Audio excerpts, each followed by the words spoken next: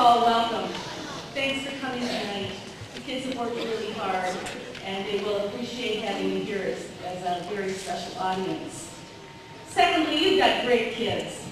They have just been a wonderful group to work with ever since kindergarten, and tonight is just one more example of how bright and talented they are.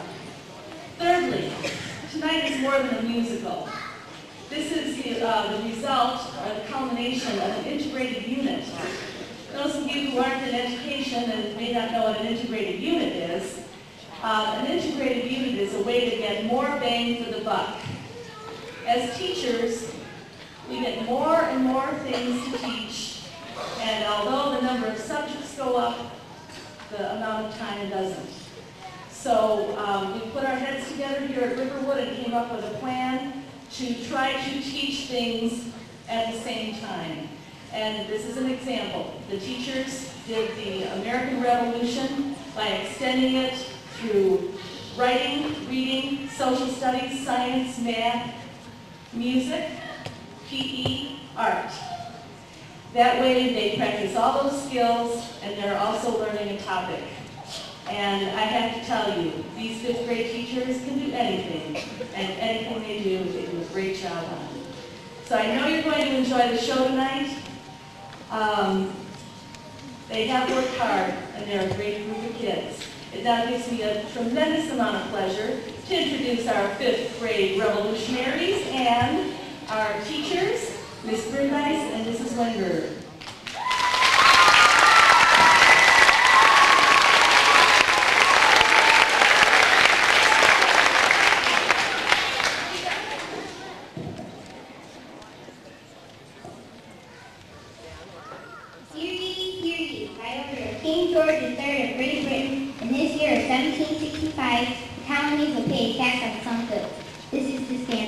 Money from this tax will be used to protect the colonies.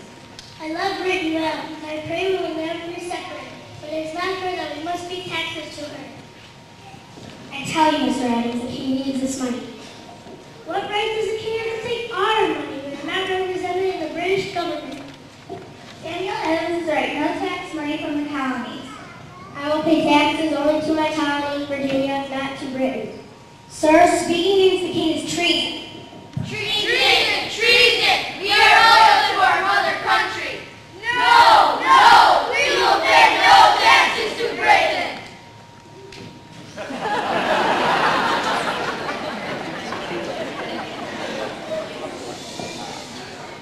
Hear ye, hear ye. British troops have landed in Boston. The king has ordered that these troops stay in the homes of the colonists. Not in my home. Not in my home either. Let them put up tents on the Boston Common. Go home, Dr. Rex! Go home!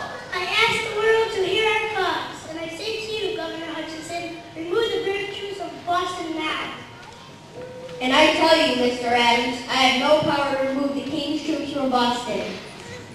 I warn you, Governor Hutchinson, if you don't remove the British troops from Boston, blood will be shed. I may be able to move one regiment. Both regiments! Get them both out of Boston!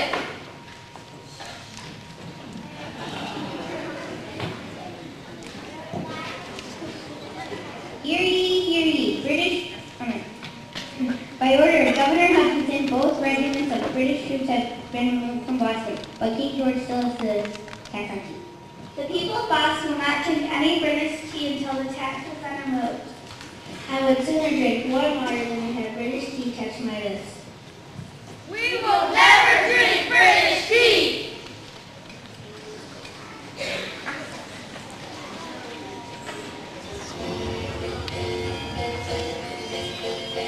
There was a rich lady lived over the sea, and she was an island queen. Her daughter lived out in a beautiful country, with an ocean of water between.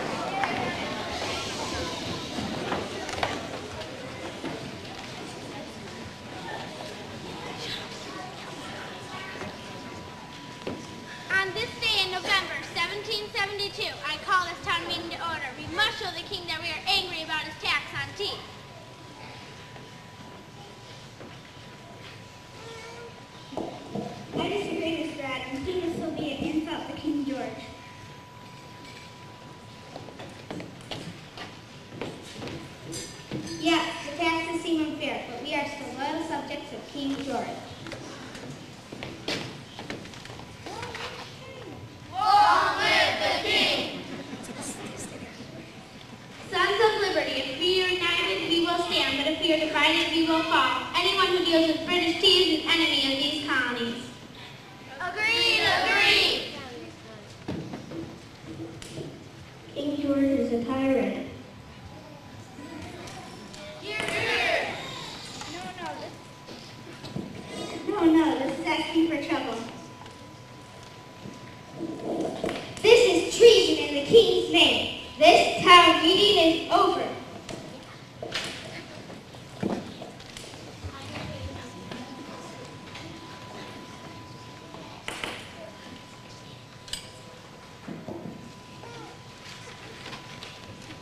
Yay! 200 colonists meet at the wharf on this evening in December 1773. That's the signal. Get into your Indian costumes. Be friendly and looking at his faces. Boston Harbor will be giant teapot tonight.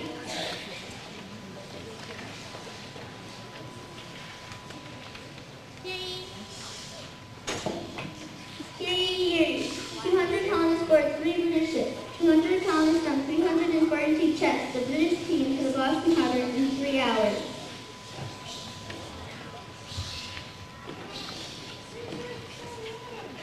Three cheers for Samuel Adams! Hip, hip, hooray!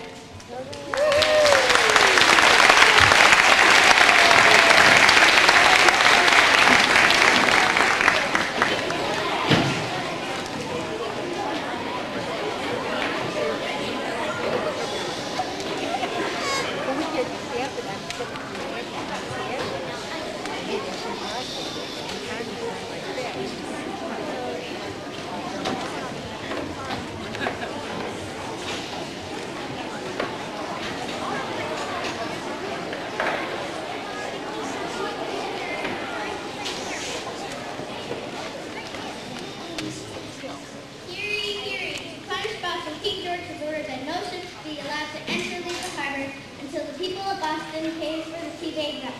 Also, he has ordered that all town meetings are against the law. We shall call these orders intolerable acts. Listen to me. Because our harbor will be blocked, we need help from our sister counties. We need help or we will starve. Hear ye, hear ye. On this spring day of 1774, General Thomas Gates has come to Boston to close the harbor and replace Mr. Hutchinson as governor. Now it's time for us to all stand together. I vote against paying for the TV destroyed. No payment for the tea! No payment! Hear ye, hear ye. On June 1st, 1774, the harbor of Boston was closed by the British troops. It will not open until the people of Boston pay for the destroyed tea.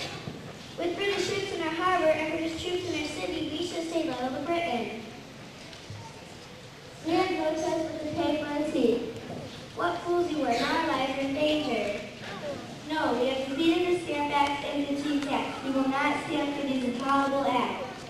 We will never be slaves of Britain. As a member of the South Carolina County, I say don't pay a penny for the tea. The South Carolina County will bring you wagons of rice. And from my farm in Connecticut, I will bring you 130 sheep.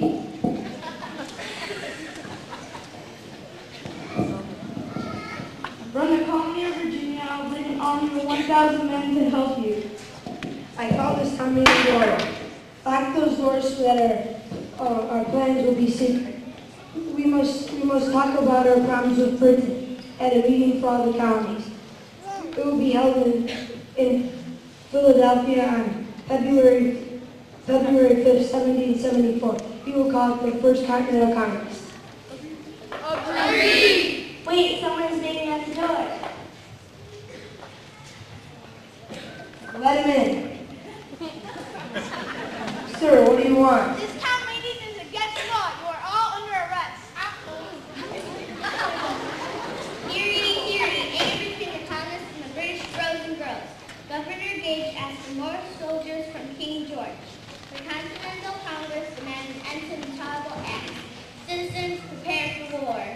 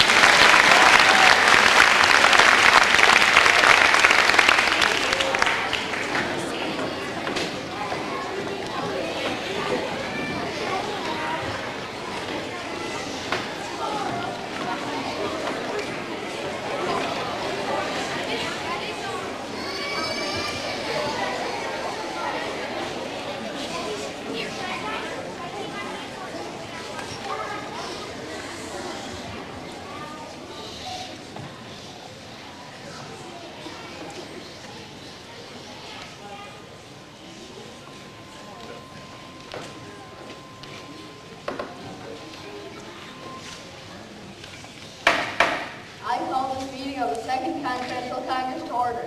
As we met earlier, a few of us wanted independence. We tried but failed to make peace with Britain. The fighting has only gotten worse. So now I ask you, what do you want to do?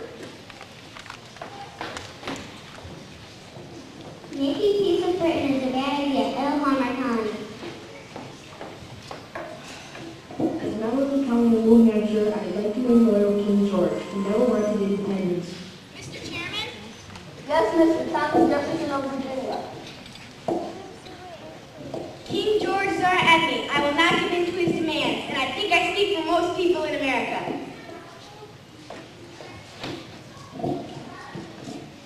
Yes, Mr. Jefferson, you speak for patriots in every colony. No, we do not speak for us loyalists, and we are many. We must defeat the enemy and show the world that we are strong. Some of us in the colony of Delaware are still not sure about declaring independence. We of the County of New Jersey would like to wait and see what all the other counties do. We have merely stated the idea of Thomas Paine's common sense makes sense. We of Georgia believe in the American cause. Why don't we just declare ourselves independence and get it over with? Washington and his army have already chased British from Boston. Why wait?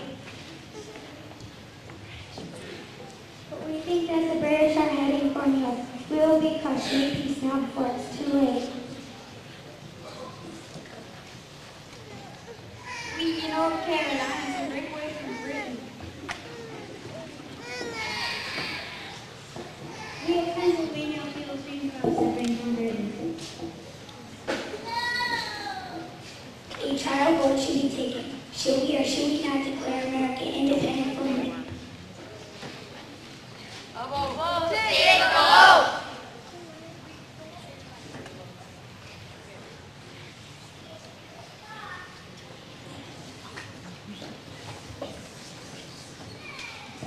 The voting shows that 9 counties for independence, 2 counties against independence, and 2 counties not voting at this time.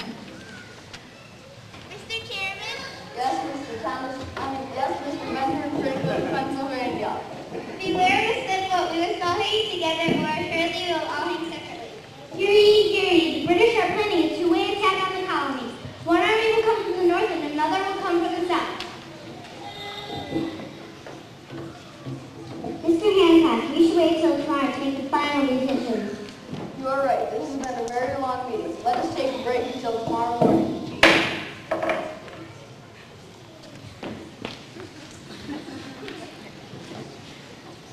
Hear ye, hear ye. Next morning, another vote was taken. This time, the results were different.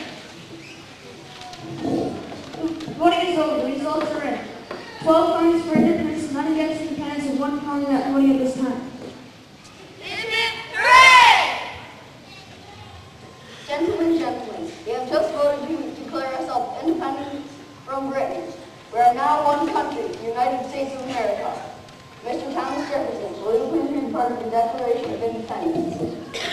I would be honored, sir. We hold these truths to be self-evident, that all men are created equal, that they are endowed by their Creator with certain unalienable rights, that among these are life, liberty, and the pursuit of happiness, that to secure these rights, governments are instituted among men, deriving their just powers from the consent of the governed, that whenever any form of government becomes destructive of these ends, it is the right of the people to alter or to abolish it, and to institute a government laying its foundation on such principles and organizing its powers in such form, as to them shall seem most likely to affect their safety and happiness.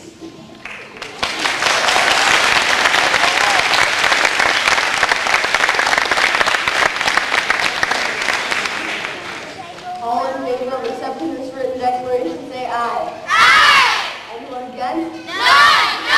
Then let each of us now sign this Declaration of Independence. I'll be sure to make my signature large enough so that King George can read it without a spell.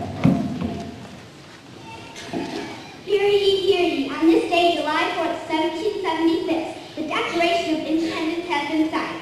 The United States of America is a free and independent country.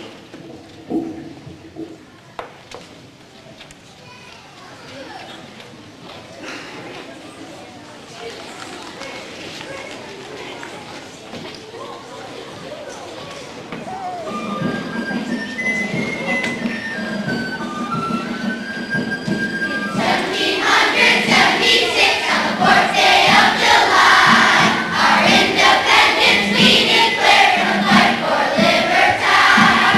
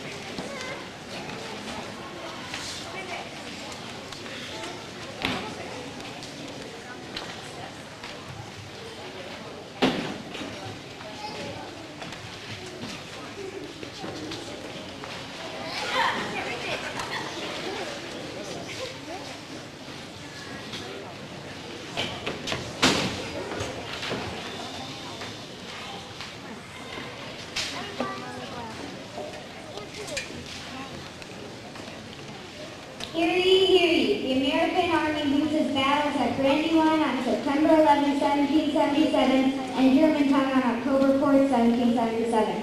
The British troops marched into Philadelphia. General Washington chooses Valley Forge, Pennsylvania as his winter headquarters. On this day in December 1777, the American cause is at its worst.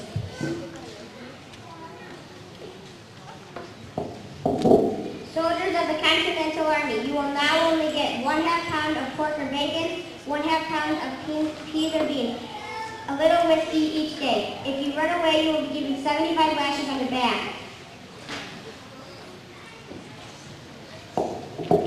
We haven't had bread for over a week. Fire cake and water is all we got for dinner. Fire cake and water is all we got for breakfast.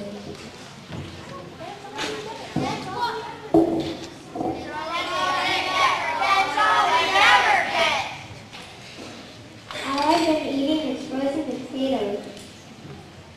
All I had for dinner last night was a bowl of beef soup full of dead meats and dirt. My sore feet are sticking out of my shoes.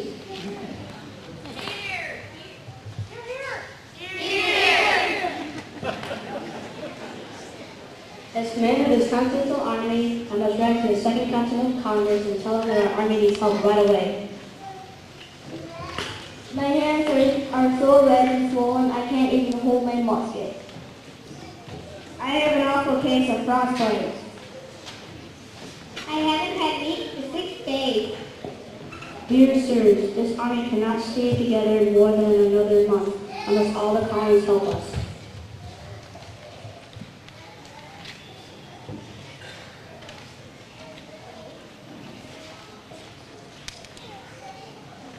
General Washington, our men are dying. We must do something. No one can eat this food. I wouldn't give it to a dog. But this army really needs pants.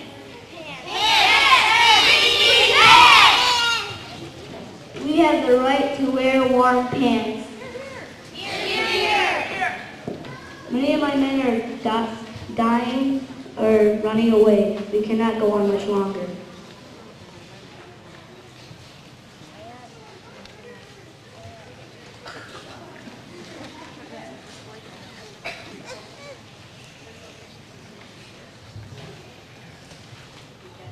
We've got everything from the itch to the purple fever. We have nothing to eat, nothing to wear. We are faced with the coldest wind ever. Only we have little woods of fire. My soldiers are very weary, ragged, hungry, and cold, and very sick. They need help. Many of us, fingers, toes, feet, legs, and because of frostbite. We must send help now or our cause will be in vain.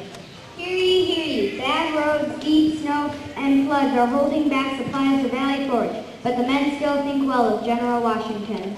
Listen to me, men. Why are we in this war? Are we tired of it? Do we want to quit? No, General. We are stranded here because our government can't help us. We eat rotten meat because our government can't help us, but we still must fight to do the right will be pleased, instead of being ordered by a king.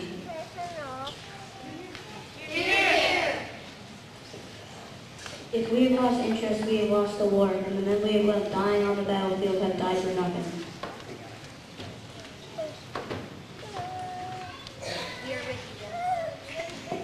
We are with you, General. Long live General Washington!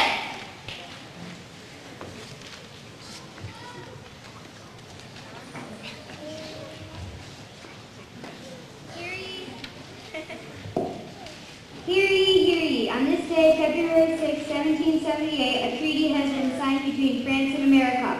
It states that France will help the Americans win their independence.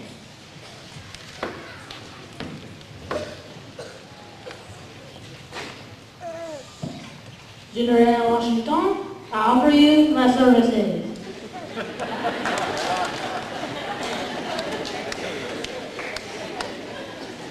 Thank you, Marquise. You have already been a great help in our fight for freedom, and I know you'll be a great help to me and my men in Valley Forge.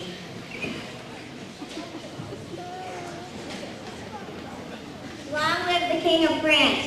Long live the King of France! Long live the American states. Long live the American States!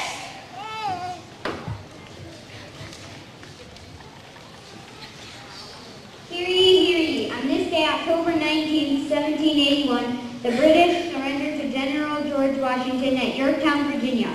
The defeated British soldiers filed past the American and French armies with their flags lowered.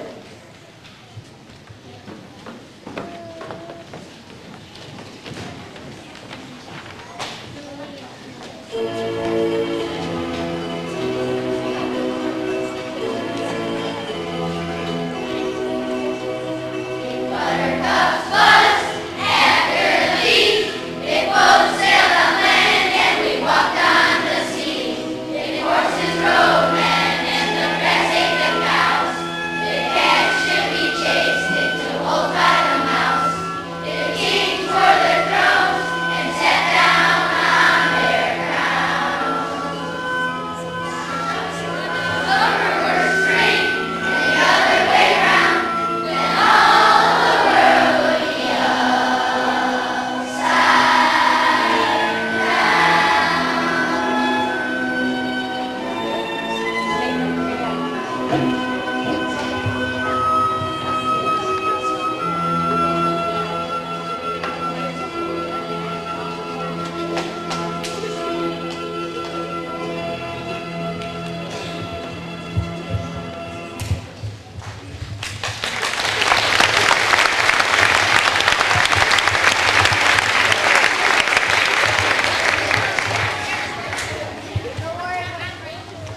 The war is over, General Washington. The war is over.